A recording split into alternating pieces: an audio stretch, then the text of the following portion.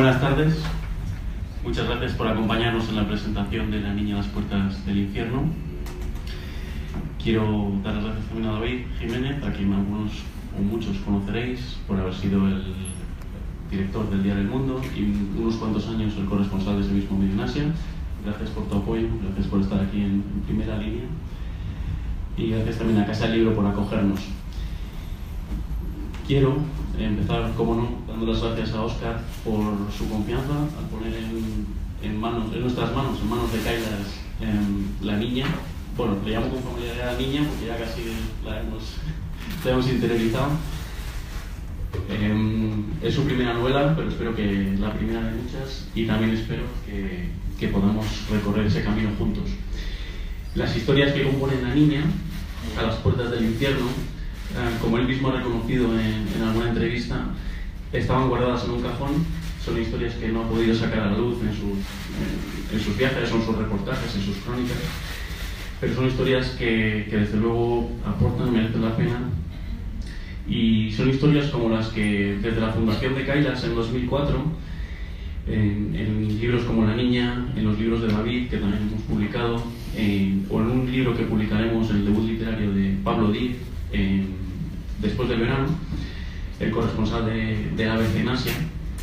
Son historias que desde luego no tienen a veces cabida en los medios, pero que merecen salir a luz, que nos aportan, que nos dejan un pozo, y desde Kailas desde luego creemos que son relevantes y que hay que darles una oportunidad.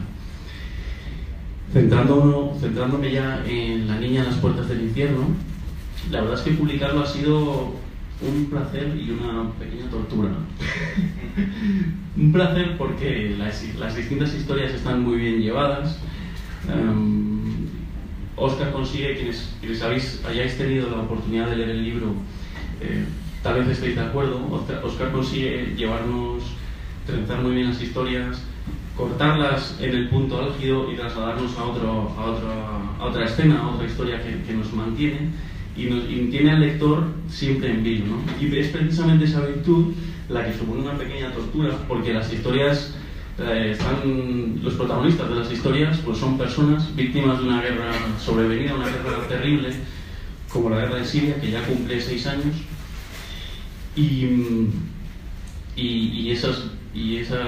ese material humano pues es el que hace que nos identifiquemos y nos hace sufrir casi con ellos, ¿no? Pienso en el niño gravemente enfermo al que sus padres intentan sacar desesperadamente de una ciudad o de un barrio a las afueras de Damasco sitiado por el ejército de Al-Assad.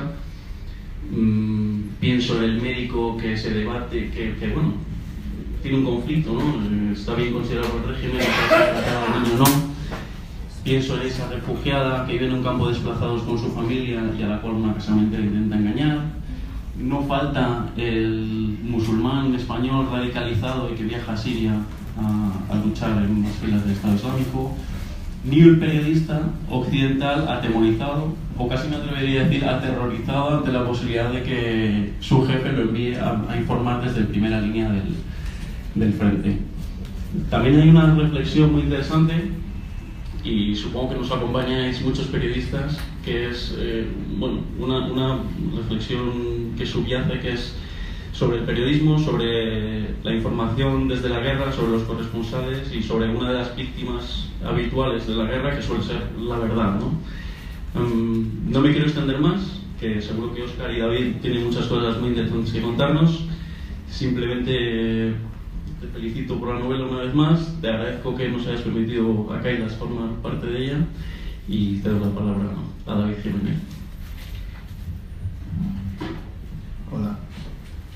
Bueno, para mí es un enorme placer estar aquí, y me siento honrado de que Óscar me haya pedido que presente su novela, muy a gusto siempre con Kailas, que ha publicado 2 de mis libros, y bueno, cualquier cosa que ellos hagan, pues siempre que me la piden estaré ahí, ¿no?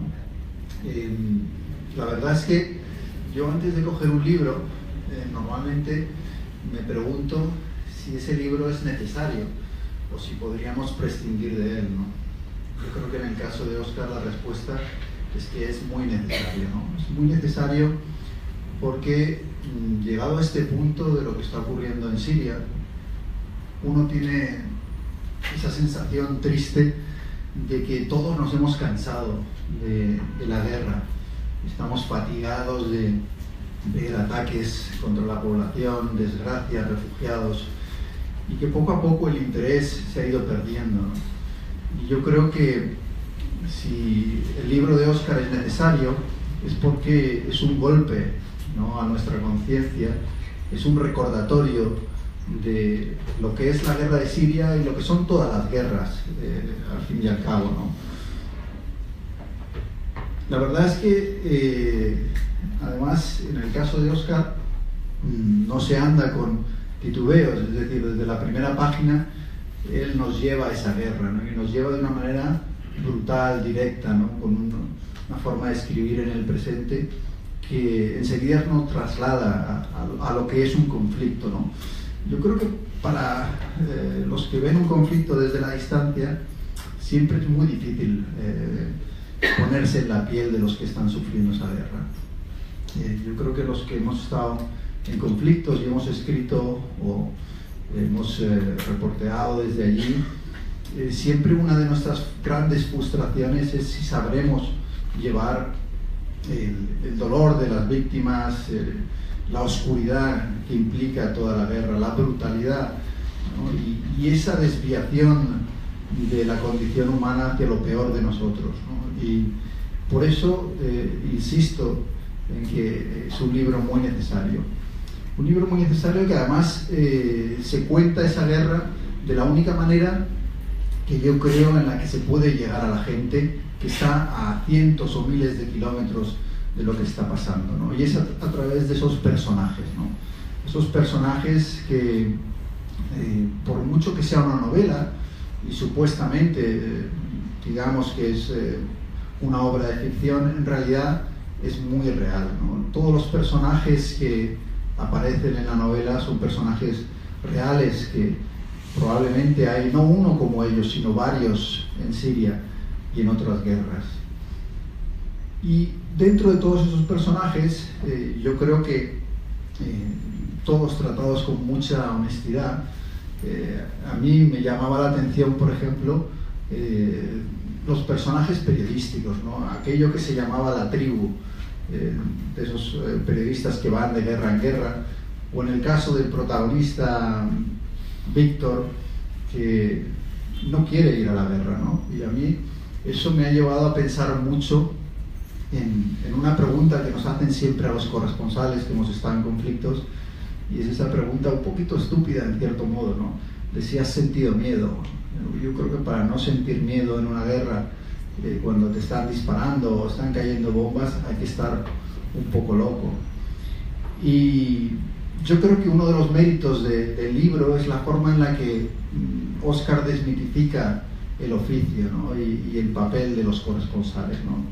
Y también los humaniza y los convierte en parte de ese conflicto, ¿no? Y además refleja las diferentes caras, ¿no? Desde el periodista que obviamente tiene demasiado miedo y no quiere ir, o le cuesta mucho enfrentarse a ese miedo, al periodista veterano, cínico, que solo piensa en las imágenes, o al periodista que en realidad va a las guerras después de haber ido ya a tantas, y yo creo que se construye una especie de coraza para no sentir el dolor de todo lo que está viendo y poder así trabajar.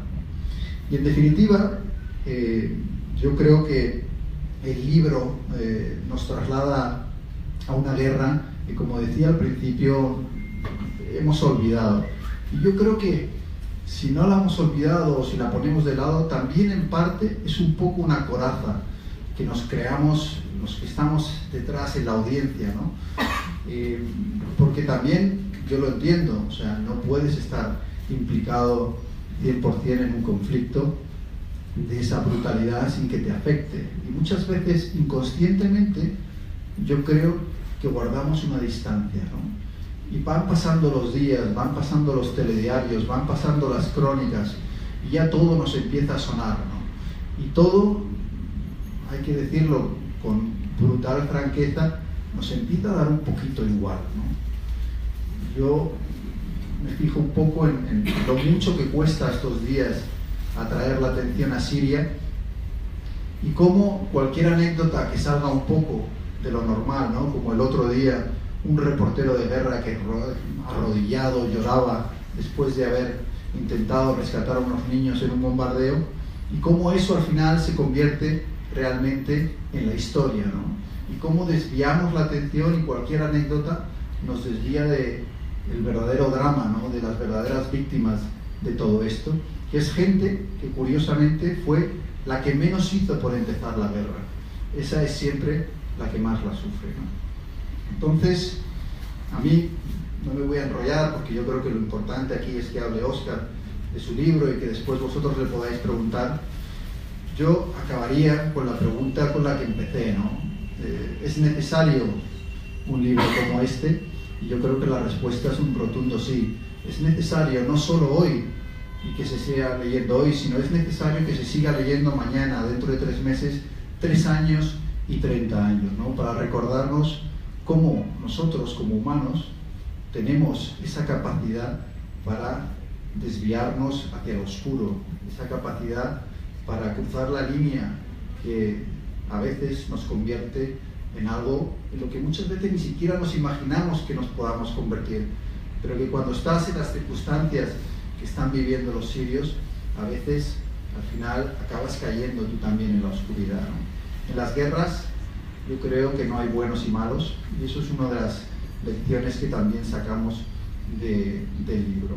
Así que, por mi parte, recomendaros que lo leáis, que además lo hagáis pausadamente, prestándole atención y pensando siempre en que sí, es una novela de ficción, pero os puedo asegurar que todo lo que vais a leer ahí es real como la vida misma, y es lo que está sufriendo hoy mismo, en este momento, mientras estamos aquí, el pueblo sirio.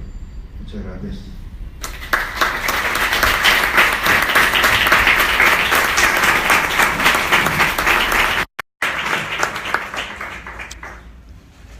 Bueno, muchas gracias, David, Íñigo, y sobre todo muchas gracias a todos los que habéis venido, especialmente a aquellos a los que casi he obligado, ¿no? ¿Verdad, Dani? Porque especialmente a los atléticos, ¿no? Que juega el Atleti en el Calderón y ya sabemos que es uno de los últimos partidos, por lo tanto pues voy a prometer que seré breve para que puedan salir a verlo, ¿verdad, Gonzalo? Bien, bueno, es mi primera novela. Presentarla aquí en la Casa de Libros es especial porque es una de las librerías de referencia de Madrid para todos los que nos hemos criado aquí en Madrid. Es uno de los puntos de referencia, ¿no? Entonces por eso os agradezco especialmente que hayáis organizado aquí la presentación, ¿no? Yo recuerdo mi padre odiaba la M30, siempre salía de Madrid con un horroroso atasco por la Gran Vía, entonces pues pasar por aquí era especialmente, todos los edificios, todos los cines y especialmente la Casa del Libro, pues para alguien aficionado a los libros, presentar la Casa del Libro pues es especialmente la primera novela, pues es especial, ¿no? También es especial que presente David, ¿no? Pues porque aparte de todo lo que él ha sido, director del Mundo, corresponsal en uno de los sitios que a mí más me atraen, porque yo siempre he estado vinculado a Oriente Próximo, sin embargo siempre he sentido un gran interés por una cosa donde él escribía, que era Asia-Pacífico, ¿no? A mí me deslumbraba, no la recordaréis, aquella serie de los cuentos del mono de oro, que era, me pareció un lugar remoto, extraño, y bueno, hace unos años encontrar a alguien que escribiera y en español de Asia era prácticamente imposible, ¿no? Por eso es especial. Y es especial también por los dos libros que él tiene y que tienen mucho que ver en la creación de La niña en las puertas del infierno y cómo lo hicimos, ¿no? Porque, bueno, hasta mañana hemos estado comiendo, comentamos que, por ejemplo, Al lugar más feliz del mundo, mañana un libro de viajes, yo creo, incluso a Hijos del Monzón, yo creo que son libros de personajes en los que los personajes tienen muchísima fuerza e incluso están por encima de la trama, los utilizamos para contar una historia, para contar unas cosas. En Hijos del Monzón ahí es un libro conmovedor, es un libro que yo leeré a mis hijos porque es un libro que tiene mucho que enseñar. ese niño, por ejemplo, René Boy, que es un niño de 10 años que vive en un vertedero de Manila, ¿no? Y hay una frase que creo recordar que es: René Boy nunca supo lo que era la sensación de tener el estómago lleno. Es una frase contundente y sencilla que expresa un drama del hambre infantil de millones de personas, ¿no? En ese sentido, La niña de las puertas del infierno bebe de ahí, ¿no? Porque nace una noche, hablando con Gonzalo, ¿no? Que decíamos, bueno, ¿por qué no escribir algo basado en personajes que nos hemos encontrado? Él decía que tú te has encontrado, has sido 6-7 guerras, basando en estos dramas, estos personajes que están aquí. En aquella época, en 2011, el régimen sirio nos daba pisaos con bastante frecuencia. De hecho, llegamos a tener uno y él no fue pues porque era una época muy dura, mucha crisis, no había dinero y la página web no tenía dinero. Yo sí fui y empecé a escribir. Y empecé a escribir sobre algunos personajes que me encontraba. Pues como tú has enumerado, ¿no? Personajes que tenían una carga dramática bastante fuerte y que eran historias reales. Eran desde refugiados que huían con sus niños y tenían que enfrentarse al dilema de ¿me quedo a ser bombardeado por el ejército o huyo y me enfrento a la posibilidad de que me maten a los francotiradores? Necesito que mi hijo llegue a un hospital. Dramas reales, dramas que estaban ocurriendo, y yo los fui escribiendo y cuando me di cuenta tenía como 100 páginas escritas. Sin embargo, mis personajes no tenían la consistencia que tenían los de Hijos del Monstruo, ¿no? Que tenían los de David, porque yo creo que quizás se daba la paradoja de que era por escribir para televisión en lugar de para el periódico, porque la misma empresa que había hecho posible que yo pudiera entrar en contacto con los personajes, se daba la paradoja, y vosotros, los cámaras, lo sabéis bien, que muchas veces entramos en contacto con ellos durante unas pocas horas. Conocemos lo que les ha pasado, nuestro productor ha hecho una labor de encontrarlos, de saber que esos personajes les ha ocurrido a través de ONGs, a través de organizaciones internacionales, pero en realidad no es suficiente como para poder crear un personaje que tenga carga. Y luego cuando llegas a hacer la pieza, deprisa, editas, los cámaras graban a toda velocidad, y cuando tú quieres volver a ver a esos personajes, pues es que algunos no están, o algunos los han matado. Tú recuerdas un conductor en Gaza que cuando volvimos a los pocos meses le había caído una bomba israelí y luego ya no estaba, ¿no? Es decir, entonces esos personajes estaban ahí, tenían unas grandes historias, pero no tenían la consistencia necesaria para hacer un libro periodístico, ¿no? De personajes. Entonces yo tenía la duda de entre meterlo en un cajón y enfrentarme a una labor titánica de construirlo, y decidí meterlo en un cajón. Pero luego me mandaron a Colombia de corresponsal, pero claro, tú no puedes meter en un cajón a unos padres que han tenido que escapar de los francotiradores para salvar a su hijo, a una chica que tiene que aceptar un matrimonio de conveniencia porque su familia no tiene dinero para salir adelante. No puedes, incluso una Alagüí que ha tenido que ver cómo una bomba yihadista le destroza a la familia y mata a muchísimas personas de su familia, ¿no? Porque toda esa gente, cuando cierras el cajón, llaman a la puerta y te dicen: oye, te conté mi historia, me diste la paliza durante unas horas, yo tuve que recordar cosas que no eran, y sin embargo tú las has metido en un cajón. Y luego te enfrentabas al drama de tú eres periodista y dices, bueno, tengo que no contar esas historias. Bien, pero es que los periodistas necesitamos contar las historias con un rigor que esos personajes no me daban. Entonces, al final no me quedó otro remedio que dar el salto. Se podía hacer, pero había que dar el salto a la ficción. Y no fui yo el primero que lo hizo, es decir, lo han hecho otros muchos. Desde Hemingway a Vázquez, sí, con el que yo no me compararé, claro, pero a Vázquez Figueroa, pasando por Arturo Pérez Reverte, que hemos echado mano de la ficción para hacerlo. Y me daba mucho miedo, porque para los periodistas es un tema tabú. Es decir, los periodistas tenemos que contar las historias tal como son, o nos han enseñado a eso, y no lo queremos hacer, no queremos pasar a la ficción por miedo a ser criticados muchas veces, por falta de rigor, por falta de tal. Pero bueno, el caso es que luego eso me dio una especie de...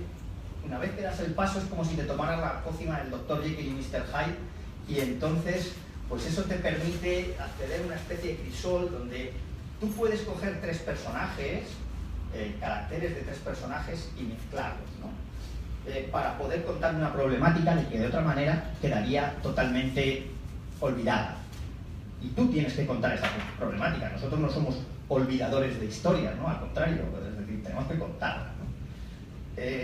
Bien, al final eso me permitía acceder a personajes, porque un personaje tiene que tener, de cualquier historia, periodística o contada, tiene que tener, además de una forma, es decir, lo que es, tiene que tener una historia, hacia dónde va o de dónde viene, y tiene que tener un alma. Es decir, cómo se enfrenta a esas circunstancias que pueden ser la guerra, la muerte, el tener que aceptar un matrimonio, el ser un terrorista, ¿no?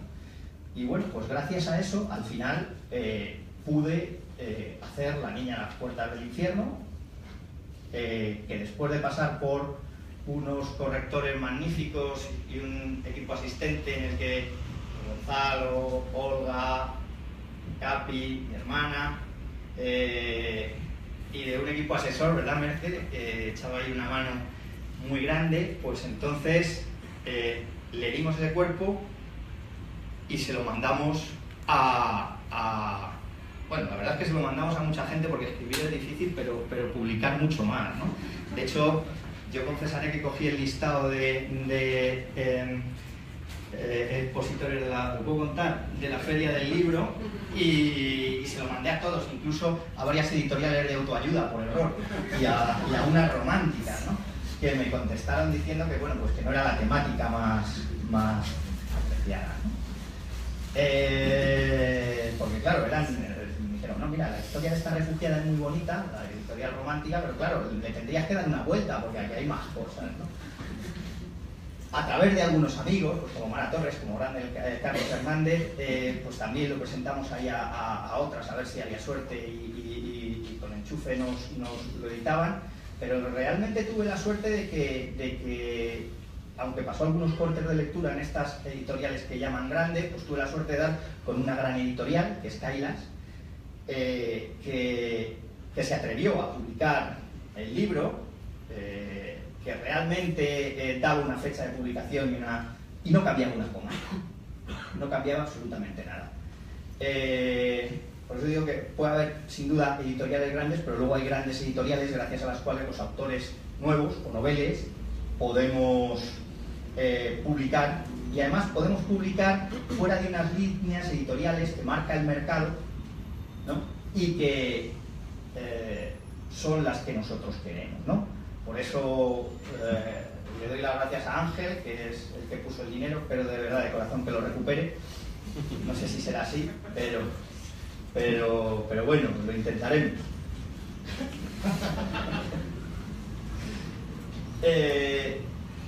Y luego espero que habrá mucha gente que se sienta reflejada en la novela. Son compañeros, hemos trabajado, José Luis, Magallón, Miguel Ángel, hemos trabajado muchos. Gracias a ese crisol de personajes simplemente podía coger caracteres vuestros y formarlos para hacer un bueno o un malo, es simplemente eso. No sois tan malos como podéis pensar, pero sí que es. Y así salió La niña de las puertas del infierno, que intenta mostrar lo que está saliendo, lo que está ocurriendo con la guerra de Siria, ¿no? Es un libro que no va a gustar a los radicales de ambos bandos, porque es un libro que, como decía las Naciones Unidas, ya han dicho en varios informes, todas las partes en conflicto han violado las leyes de la guerra, han violado los derechos humanos en Siria, y lo que ocurre es que, bueno, hay una que más, que es una que tiene más responsabilidad, que es la parte gubernamental. Entonces, en ese sentido, el libro yo creo que lo refleja relativamente bien, porque en ella critica a casi todas las partes en conflicto, o a todas, bueno, a los kurdos no, porque casi no salen, pero a casi todas las partes en conflicto. De hecho, había gente, como por ejemplo Olga, que me decía: llevo 100 páginas y no sé quién es el bueno. Es que no hay buenos y no hay malos, hay personas, y hay personas que sufren la guerra de diferente manera, en el bando gubernamental y en el bando rebelde. Entonces, es un libro que en cierto modo expone eso. Es un libro, desgraciadamente, en el conflicto sirio lo que ocurre es que hay muchos tonos de grises, igual que en todos los conflictos de Oriente Medio. Ahora nos tienen acostumbrados, especialmente con el auge de estos populismos que están llegando ahora al poder, ¿no? Tenemos a los blancos y a los negros. Aquí hay un bueno y aquí hay un malo. Tenemos a Donald Trump de estás conmigo o estás contra mí, ¿no? Recuerdo un gran editorial del New York Times de hace unos días que tenía un segundo párrafo maravilloso en el que decía que la simpleza de Donald Trump había llevado a que George W. Bush pareciera Metternich o Talleyrand, no recuerdo, ¿no? Es decir, porque en realidad estas cosas no son tan simples, son muchas escalas de grises en las que hay malos, y hay malos en los dos lados, posiblemente más en una, y buenos en los dos lados. Ocurre que se dan incluso paradojas muy incómodas, como que, por ejemplo, la dictadura que más muertos ha causado en todo Oriente Próximo, que sin duda es la Siria, pues puede que sea probablemente la opción menos mala, ¿no? Porque las otras o son terribles, como es una victoria del Estado Islámico o de Al-Qaeda. Imaginen una Siria en Irak o un Irak en las manos del Estado Islámico o de Al-Qaeda, o son irrealizables, como es la victoria de unas fuerzas democráticas rebeldes, en las que el 60% de su ejército está vinculado de alguna manera con los islamistas, y a través de las cuales pues han pasado armas al Estado Islámico incluso combatientes, ¿no? Se han pasado cativas enteras. Las cativas son unidades de combate de rebeldes al ejército.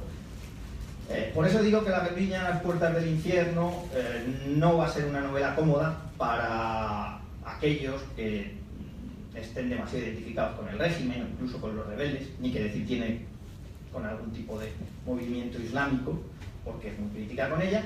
Pero bueno, al fin y al cabo no está dirigida a ella la novela, está dirigida pues a todos los que de vosotros os la queráis leer. Y simplemente eso, pues esperar que os guste, y muchas gracias a todos por haber venido. Si alguno queréis participar de alguna manera.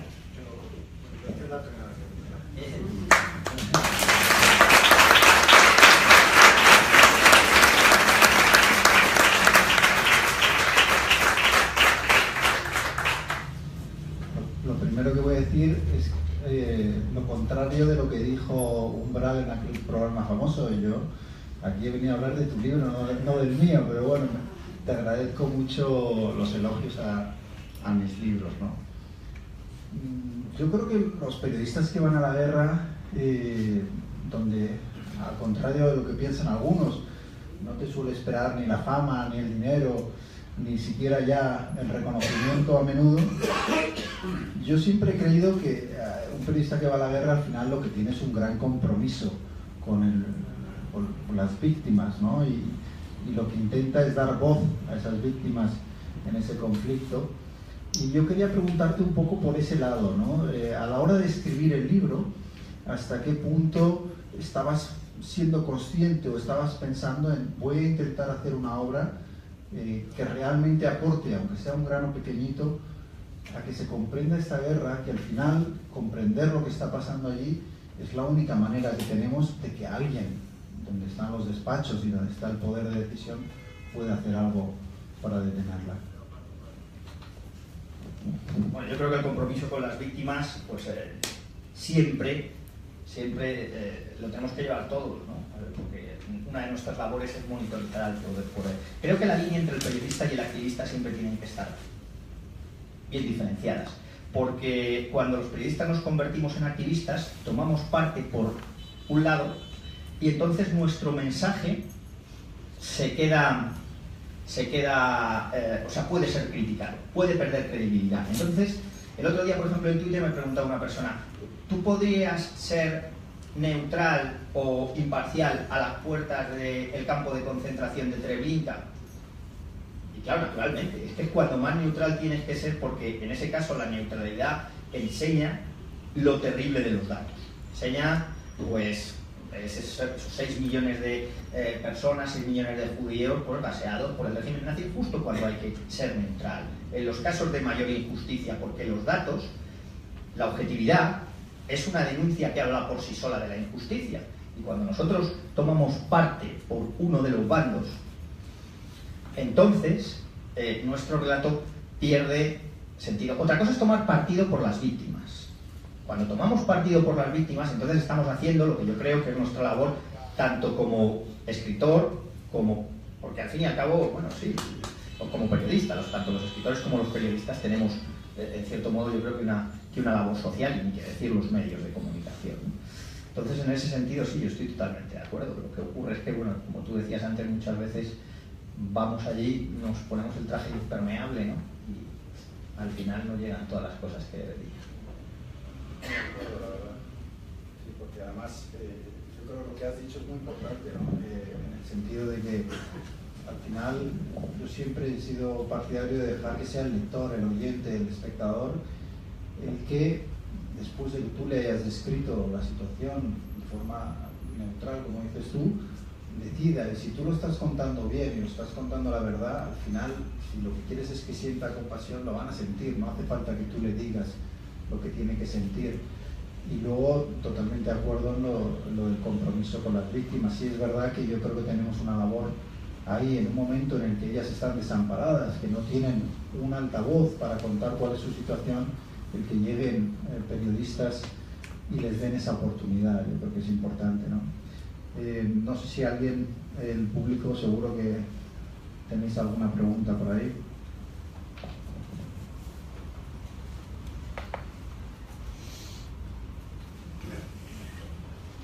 Bueno, vamos a ver, Agneti. Voy a tener que entrevistarte yo porque de periodista a periodista son muy tímidos, háblanos un poco, que yo creo que eso suele interesar a la gente, de tu proceso de escritura, ¿no? Porque cada autor tiene sus trucos, ¿no? Yo, por ejemplo, soy caótico. O sea, un día me levanto y puedo escribir 20 páginas y luego me puedo tirar 4 días incapaz de escribir un párrafo. Eres disciplinado, te levantas todos los días y dices, mira, voy a escribir 3 horas todos los días y no me levanto, esté o no esté inspirado. ¿Cómo lo manejas tú eso? Bueno, lo primero, manteniéndome lo más alejado posible de mis hijos, ¿no? Eso es verdad. Me encanta una de las grandes dedicatorias de los libros, ¿no? Esa que dice, no me acuerdo ni del autor, pero dice, le dedica el libro y dice, a mi mujer y a mis hijos, sin los cuales este libro se había terminado 2 años antes. Y yo, que he escrito libros con hijos aporreando la puerta del despacho, literalmente, para salir a jugar o lo que sea, te entiendo completamente, ¿no? Claro, es que, a ver, yo si no fuera por Lourdes, que los mantiene más o menos un poco alejados, pues claro, eso es difícil. Además, nosotros tenemos un problema, es que empiezas a escribir y de repente te mandan a una cobertura en cualquier sitio, con lo cual paras, y cuando llevas 15 páginas no pasa nada, porque puedes leer. Pero después tienes que, si llevas 150, te lo tienes que leer todo, porque no sabes lo que ha pasado, ¿no? Luego, esto además es un poco un libro de circunstancias también, ¿no? A mí, la verdad es que me ha resultado fácil escribirlo, porque en realidad tenía mucha materia prima, ¿no? Entonces fue bastante fácil. Yo trato de escribir mucho, además escribo a veces muy por la noche o muy de madrugada, entonces eso me facilita. Ahora desvelarás que bebes. Sí, porque... Digo, el clásico escritor con la botella de whisky al lado. Bueno, yo prefiero un gin tonic. Yo con un gin tonic. Pero además hay una cosa que es curiosa, que es que se puede, y no se escribe mal, si tú te tomas una copita no se escribe mal, pero no se puede corregir con una copa. Hay que medir a partir de qué copas ya empiezas a escribir mal. Supongo que varía según cada escritor, ¿no? Ya sabes tú que con los niños lo de las copas se acaba porque luego hay que trabajar y se despierta muy pronto. Pero no, sí escribo siempre con eso. Y luego este también es un poco un libro de circunstancias en el que aquello se escribió, se mandó. Luego tuvimos un viaje a Mosul, ¿recuerdas? Cuando nos mandaron las copias, entonces nos mandó la tele a Mosul y resulta que nos mandan la copia a la editorial y claro, yo no podía recorregir 400 páginas sin leerlo. O sea, sin en mano otra vez, él se acuerda porque venía conmigo en el coche, ¿te acuerdas? Y entonces yo leía la pieza en el coche y una vez que había leído la pieza en el coche, me sacaba el libro, nos íbamos a Mosul por la mañana, muy de madrugada, grabábamos allí, el ejército, las entradas en las casas, las redadas para detener al Estado Islámico, y según volvíamos yo escribía la pieza en el coche, ¿verdad? Veíamos la imagen, escribía la pieza en el coche, y luego me ponía a corregir el libro, pero no podía con 400 páginas, 450 páginas en una semana. Entonces, ¿qué hice? Dividir el libro en partes y mandárselo a Lourdes, Gonzalo, mi hermana, Olga, pues todos los que más o menos habíamos participado, que se conocían el libro porque lo habían corregido. ¿Y qué parte de los royalties les has prometido? 10%, no sé, hay que darles algo. Les he engañado. Esa pregunta no era necesaria. Ahora saben que pueden cobrar. Sí. Ahora.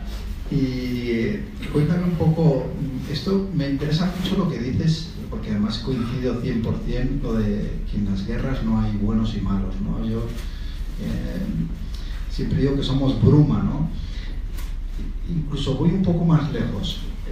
Yo creo que todos tenemos la capacidad del bien y el mal, y que a veces es el cambio de circunstancias el que hace que crucemos una línea que nos hace de repente comportarnos como no nos habríamos imaginado, ¿no? Y esto me lleva a esa frase cuando entrevistas en genocidios y en masacres y demás, dice, no, si el que vino aquí con el machete era un vecino perfecto, ¿no? Como ocurre a veces con los sucesos, ¿no? Era el vecino perfecto y de repente se convirtió en un monstruo, ¿no? A mí me parece que la literatura y el contar la guerra como tú lo has hecho también nos ayuda a conocernos a nosotros mismos, ¿no? Yo creo que es un antídoto también. A mí por eso me preocupa tanto que la gente cada vez lea menos, ¿no? Porque yo creo que la oportunidad que dan estos libros es de conocer también ese lado más oscuro que tiene la naturaleza humana, y yo creo que conocernos de esa manera también nos puede ayudar y nos educa a todos un poco en intentar evitar dar ese paso, ¿no? Cuando llegan circunstancias difíciles. Yo no sé hasta qué punto tú crees que esta división de la que tú hablabas, ¿no? De buenos y malos, al final lo que nos está convirtiendo un poco es a todos en más malos, ¿no? En el sentido de que me da la sensación de que en España, en Estados Unidos, en todo el mundo, te están exigiendo que saltes a una trinchera, te quedes ahí y no te muevas, ¿no? Y todos esos grises de los que tú hablas parecen haber desaparecido en los tiempos que corren. Sí, mira, hablando el otro día precisamente cuando estábamos cubriendo el referéndum de Turquía, había un analista del Centro de Estudios Europeos de Estambul que decía, es que los populismos en Turquía tienen su reflejo en Europa. Se refería, por ejemplo, a la extrema derecha francesa, alemana, etcétera. Y los populismos en Europa tienen su reflejo, ¿no? Que son turcófobos, etcétera, pues tienen su reflejo en Turquía, nos hacen todavía más radicales. Entonces creo que esas situaciones límites como la guerra, como las catástrofes, pues pueden sacar a lo peor de las personas. La bestia que todos llevamos dentro, y entonces ese vecino que era ejemplar, cuando ve la posibilidad o cuando ha recibido un daño, saca el machete y se dedica pues a hacer el salvaje. Es un poco la impunidad, ¿no? La sensación de decir, bueno, en medio de la guerra la ley se viene abajo, el orden se viene abajo, y ahora puedo ser como realmente quiera sin tener que pagar las consecuencias. Yo creo que es cuando se ve la realidad de lo que somos muchas veces, ¿no? O sea, es que es así, o sea, se nota que hemos estado los dos en sitios muy parecidos, ¿no? Cuando llegas a la guerra, llegas y ves entre otras cosas, por ejemplo, la cosificación de las personas, ¿no? Aquí en el libro lo vemos bien, y las situaciones límite. Había, por ejemplo, tenemos, pues, a todas las personas nos cosifican porque te mandan a morir al frente, pero hay, por ejemplo, una cosa que yo he olvidado destacar hasta ahora, y que me parece muy importante, que es, por ejemplo, la cosificación de la mujer. Es decir, cómo venden a esta chica, la convierten directamente en una cosa, su propia familia. Es decir, la familia no tiene para seguir adelante, se nos ha acabado todo lo que tenemos, no podemos vender nada más, pero te tenemos a ti, te vamos a vender. Y es el padre y la madre los que aceptan, y la chica acepta porque no le queda otra. Sí, esa historia es tremenda, la verdad, y además, como los periódicos, bueno, voy a hacer autocrítica también, incluso cuando yo los dirigía, que en el breve plazo que lo hice, que muchas veces nos quedamos en la cifra, ¿no? Tantas mujeres traficadas y tal. Y al final yo creo que eso crea una distancia, ¿no? Pero claro, al meterte en la historia, como tú la cuentas, ahí ya sí que empiezas a sufrir, ¿no? Por ella y deseando, bueno, es que no quiero contar su situación para no estropear el libro a los que no lo han leído, pero sí que es verdad que te pones en su piel y te pones en el piel de muchísimas otras adolescentes que están en su situación y que para salvar a su familia lo único que les queda es vender lo que tienen, ¿no? Y entrar en ese comercio, ¿no? La verdad es que es muy dura esa parte del libro. Realmente es que vamos a vender a uno de los nuestros, ¿no? Entonces, claro, pero dicho así puede sonar realmente terrible, lo es, pero es que sucede, ¿no? O la percepción de agredido, ¿no? Tenemos esos, por ejemplo, esos alawís que forman parte del régimen y que están totalmente convencidos de que la única forma de sobrevivir es seguir matando suníes porque si no los van a matar a ellos. Entonces van a luchar hasta la muerte, hasta la última gota, porque tienen una percepción de que su subsistencia depende de eso, que la guerra va a continuar hasta la última gota de sangre. No me gustaría... sí, yo voy a callarme ya, solo hago una pregunta. Porque tiene uno que pregunta y eso es bueno. Pero yo no me gustaría que dejáramos escapar a esos países que de una manera cínica y cruel han utilizado Siria para pegarse entre ellos, ¿no? Y sin importarles absolutamente nada lo que le pasa al pueblo sirio, ¿no? Y al final da la sensación, yo no he estado en Siria y no conozco la situación como tú, pero desde fuera me da la sensación de que aquí al final de lo que se trata es de una lucha de poder de países y de potencias en las cuales al final las patadas se las está llevando Siria y el pueblo sirio, ¿no? Y me gustaría saber un poco cómo ves tú esa intervención extranjera que yo creo que muchas veces en vez de ayudar, como ellos dicen que quieren hacer, lo que están haciendo es agravar y prolongar ese conflicto. Claro que posiblemente no haya intervención extranjera, la única intervención extranjera ha sido la de Rusia y la de Irán en favor de Al-Assad, y por eso, si las cosas no cambian, la guerra la ganará Al-Assad. Entonces, las potencias occidentales que en un momento dado prometieron a los rebeldes que les iban a ayudar, lo único que han hecho es llevarlos al matadero a que los masacren, porque no han tenido una intervención decidida, aunque Trump lanzara 59 misiles, pero luego ha escondido la mano y se ha quedado la cosa así. Te quería hacer una pregunta a Óscar, que no sé si... Cuando estuvimos en Mosul, hicimos una crónica en un hospital, y no sé si desvelaría, en el que él dijo, de esto hago un libro. Entonces no sé si ese es el segundo libro que puedes llegar a hacer, o ese fue un comentario que hiciste en algún momento. ¿Te acuerdas del hospital aquel que hicimos en Mosul? Claro, es que aquello lleva en Mosul das, igual que en Siria, en Mosul das una patada a una piedra y salen 200 historias, ¿no? Salen, efectivamente, la del hospital, pero es que salen 200.000 más, ¿no? La del vejete aquel que le encontraron tantas bombas en la casa que se la tuvieron que destruir, todos los vecinos sacándole la lavadora, ¿no? Es que hay miles de historias, pero luego a la tele siempre nos pasa lo mismo, que nos quedamos cojos, ¿no? Entonces... Se ha quedado ahí.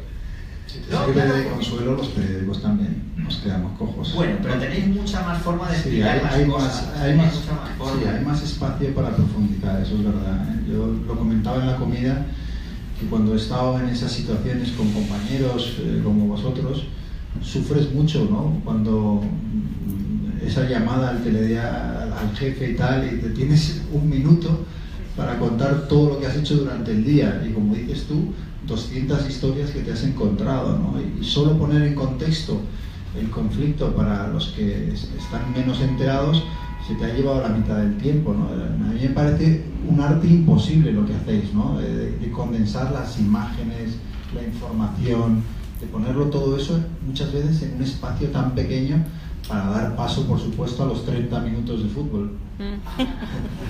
Bueno, claro, pero el medio es así, o sea, es decir, nosotros nos quejamos de que nos dan muy poquito tiempo para explicar, es cierto, pero es que la tele te da, no tienes que describir, lo estás viendo en las imágenes.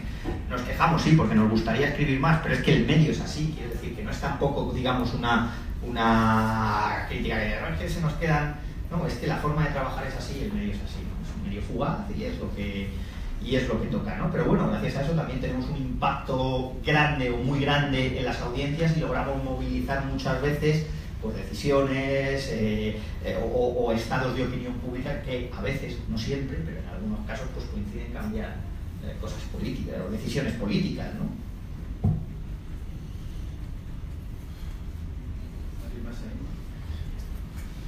En una zona como la tan compleja y que está tan enfrentada y todo tan encasillado y tal, ¿tú cómo llevas que probablemente te insulten unos y otros, digas lo que digas en las redes y en todos lados, ¿no? Porque yo creo que los que cubrís esa zona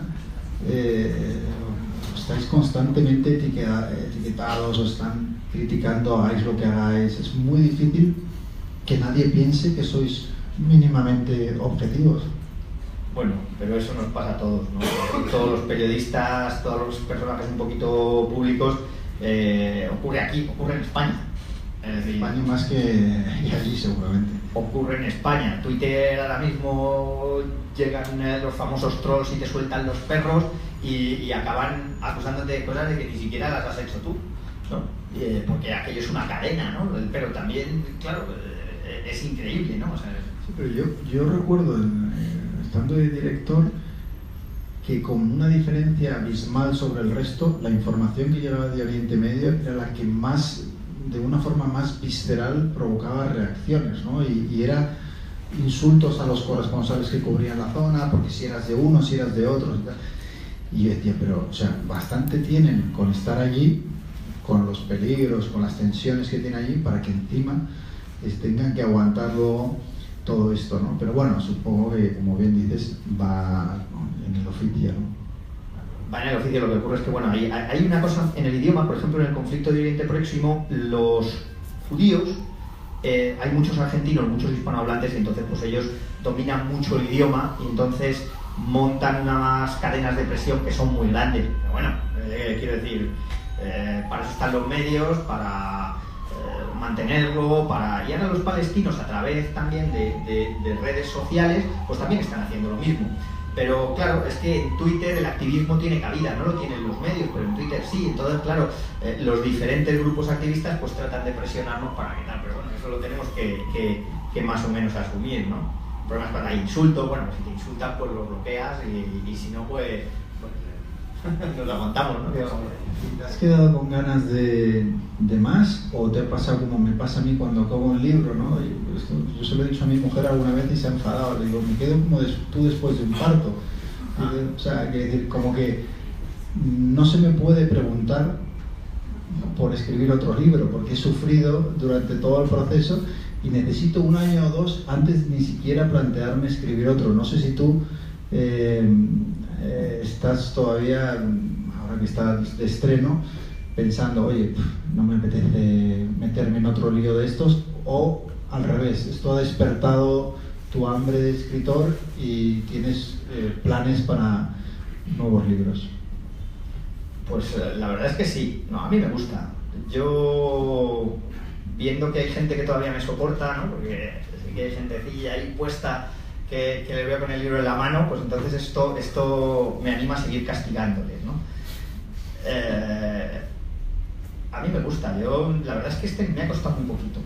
Entonces, Lo que ocurre es que me pasa lo que el otro día leía a Arturo Pérez Reverte, en el que decía, jope, es que para escribir en el Hombres Buenos, el último que él escribió, en el que decía, es que hay que elegir bien la historia que vas a contar. En ese sentido, es por lo que digo, es que ya no lo tengo claro tan claro como lo tenía antes, ¿no? Porque la historia que vas a contar te va a ocupar 2-3 años de tu vida contarla, ¿no? Y entonces no puedes perder el tiempo o no puedes elegir una mala historia, porque si eliges una mala historia acaba en el cajón, ¿no? Entonces eso me asusta un poco más. El escribir no, porque además la tele luego tiene otra cosa buena, y es que crea disciplina de escribir, porque todos los días tienes que escribir algo, entonces te crea más o menos una disciplina. Yo sí soy capaz de escribir diariamente, aunque lo haga mal. Sin alcohol. Sin alcohol. De hecho, a veces, a menudo lo hago mal. O sea, bueno, yo estoy convencido de que saldrán nuevos libros, nuevas historias, porque además la experiencia esa de los viajes, de las historias que vas viendo, yo creo que te pasará un poco como a mí, que se te quedan dentro y hasta que no las cuentas, pues tienes un poco esa cosa, ¿no?, dentro de la necesidad de contarlo, ¿no?, lo que has visto, y bueno, yo espero que lo hagas. Pero bueno, si tú llevas 3 y ya vas a por más.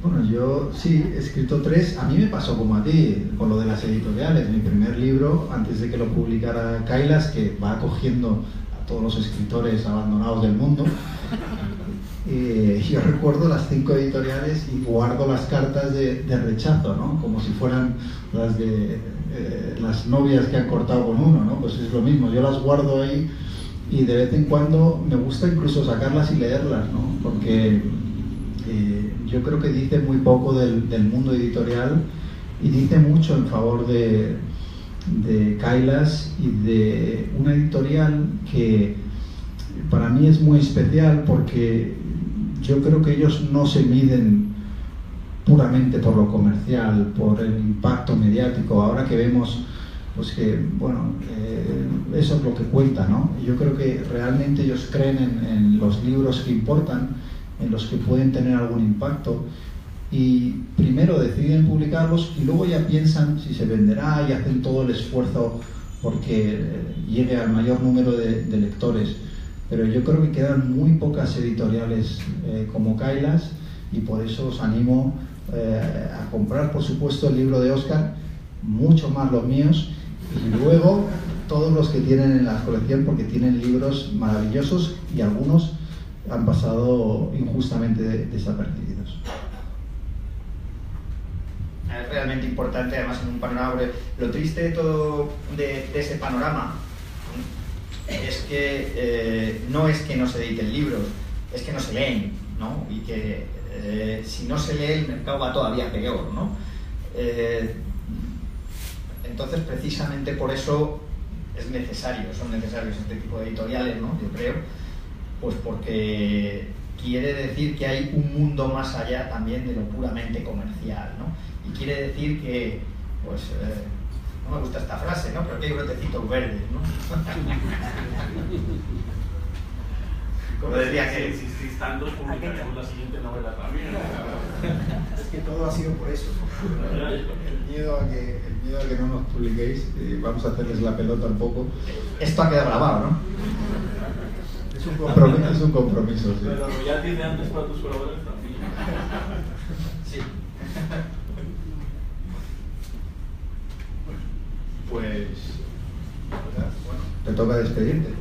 Pues lo dicho, muchas gracias por asistir a todos. De verdad que es un placer teneros aquí, porque de hecho yo al principio veía muchas sillas vacías ya, ¿no?, y eso me ha quitado un gran peso de encima, aunque haya tenido que prácticamente encañonar a algunos. Y nada, ya te puedes ir a ver el partido de Athletic, Dani. Muchas gracias por venir.